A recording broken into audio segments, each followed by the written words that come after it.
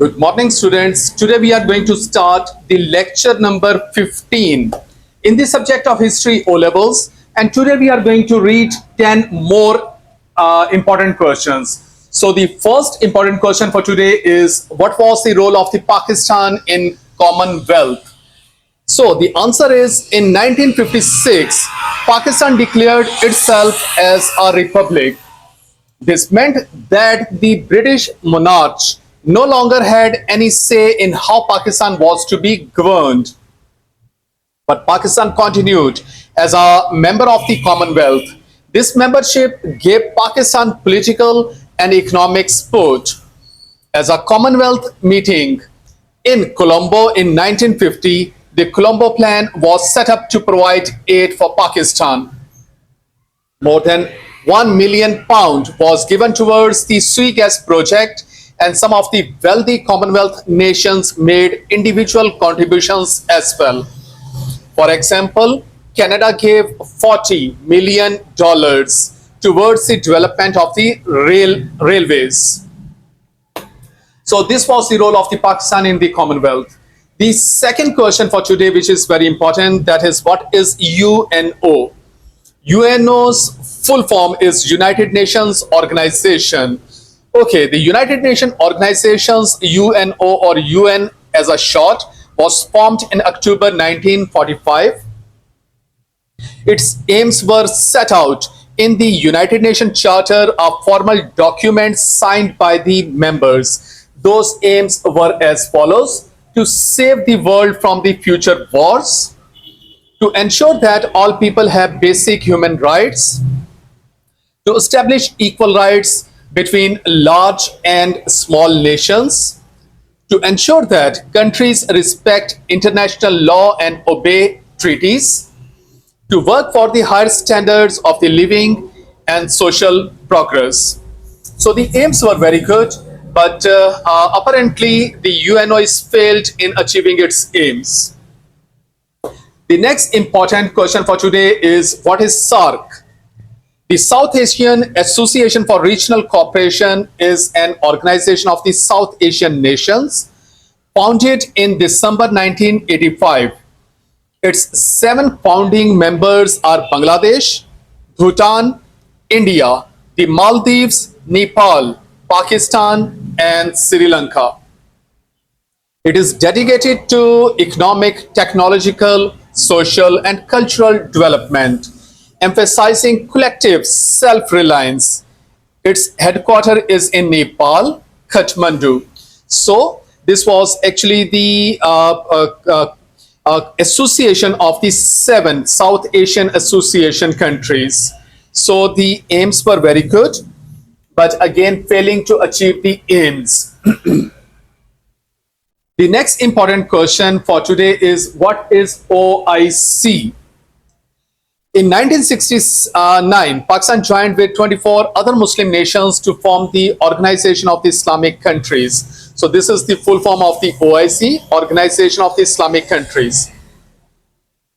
The first meeting of this organization was held in Morocco. In 1971, the OIC meetings were held in Karachi, and an Islamic summit was held in Lahore in February 1974. As a member of the OIC, Pakistan supports the agreement that the Palestine is a matter of concern for all Islamic countries. Israel's occupation of the Palestinian land has been condemned on many occasions by the OIC. So the OIC's action are just up to the slogans. No practical effort is done to liberate the Palestinian land.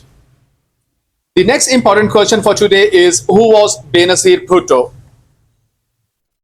Benazir Bhutto, the eldest child of the former Pakistani Premier Zulfikar Ali Bhutto, was born on June 21, 1953 at Karachi. At the age of 35, she was the youngest and the first woman prime minister to lead a Muslim nation in modern age. During her first term, she started people's programs for the economic uplift of the masses. Benazir Bhutto also lifted a ban on student and trade unions. The PPP government hosted the fourth SAARC summit held in the Islamabad in December 1988. On various issues, differences between her government and the establishment led to her dismissal by the President Ghulam Ishaq Khan on August 6, 1990. The next important question for today is, who was Nawaz Sharif? Mia Muhammad Nawaz Sharif was born on 25th December 1949. He is a Pakistani politician who was Prime Minister of the Pakistan twice. He served two non-consecutive terms. Rather, he has become the Prime Minister for three times. No, okay. He served non-consecutive terms November 1990 to July 1993 and February 1997, October to 1999. He leads the political party Pakistan Muslim League Nawaz. He was Chief Minister Punjab from 1985 to 1990. He owns Itfaq Group, a private steel mill enterprise. He became the Prime Minister on the 1st November 1990 and succeeded Benazir Bhutto. He campaigned on consecutive platform and vote to eradicate government corruption.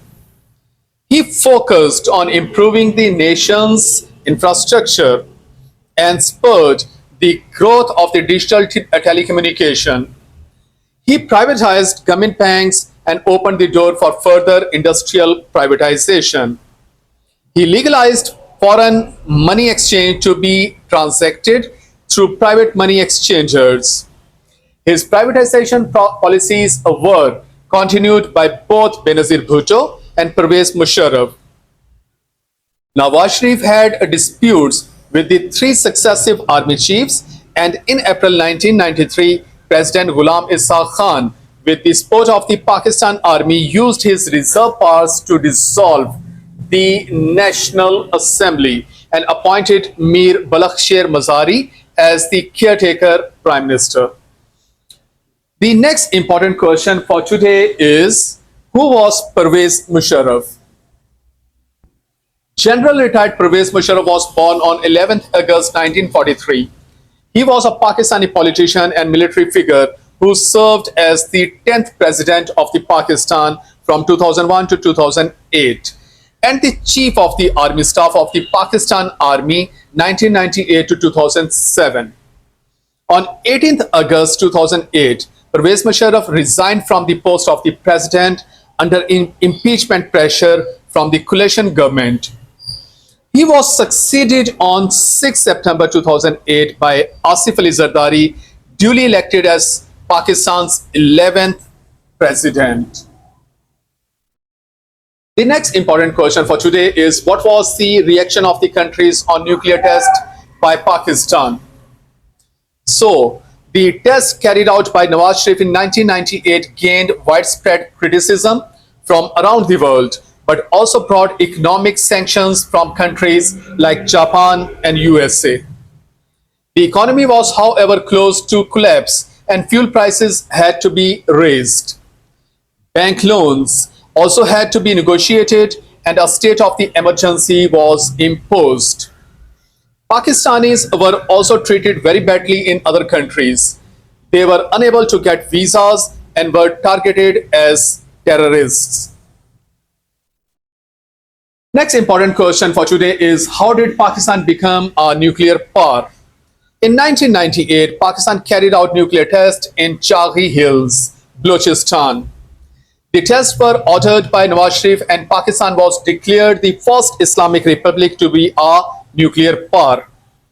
Pakistanis were very proud of their country's show of power and that it was standing up to India, which had carried out its own nuclear test several weeks ago.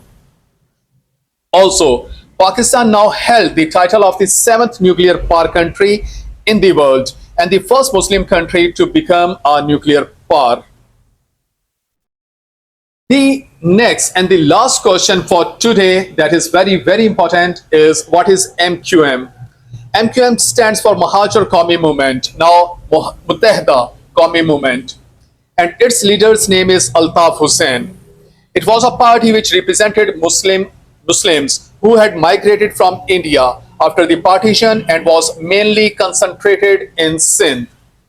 Benazir Bhutto formed a coalition with this party in order to gain a majority for PPP so she could become prime minister. So this was the lecture, students. I hope so this will be much more easier and interesting for you people to understand and learn. So read this lecture again, understand it, learn it, and make your notes. Thank you so much.